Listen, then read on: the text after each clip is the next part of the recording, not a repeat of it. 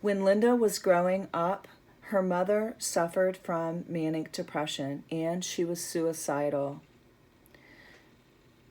Over 17 shock treatments to forget what she was depressed about. Linda found fitness because she didn't understand what her mother was going through, but she knew she didn't want to be sad because it seemed like the alternative wasn't so great. So she found fitness and realized that it strengthened her, empowered her, and made her joyful. As her mother made many trips to the hospital, she was left with family members. And one close family member took complete and utter advantage and violated her trust and sexually molested and abused her. They paid her 50 pieces of silver not to tell. When Linda went home, she cried and told her parents. She was never left alone with that family member again by herself, but it was really swept under the rug, not to be spoken of and not dealt with.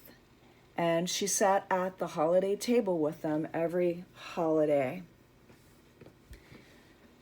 This caused so many things: shame, feeling victimized, disempowered, unheard, unseen. And Linda just grew up without, just thinking that you have to show perfect on the outside when you may be falling apart on the inside. She didn't understand how to set proper boundaries because they weren't, there was no proper boundaries going on in her childhood.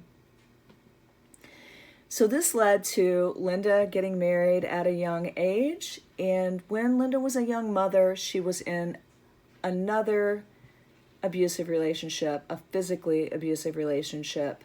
When it started turning towards her children, she recognized she had to get out. She was responsible for her children. She knew she had to do something. Linda felt so alone without support.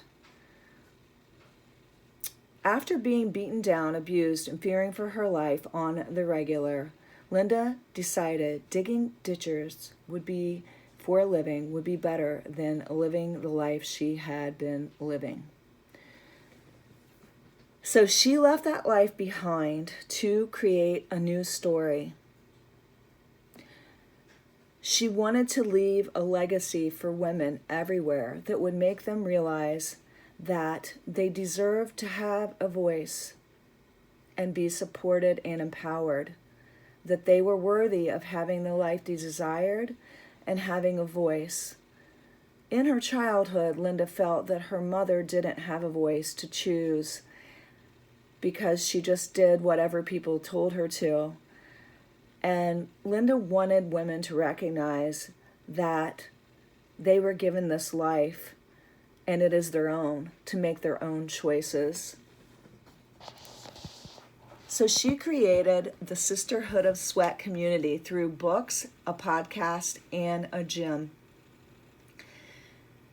SWEAT stands for Strong Women Empowering Achieving Together, and the SOS symbol standing for Sisterhood of Sweat. That is what Linda feels women have at times in their life, an SOS cry. It's what she had. And she wants that cry to be heard. And it's a place where women come together and build each other up. It's where they're supported, they have each other's back, and they feel like they have a safe place to fall.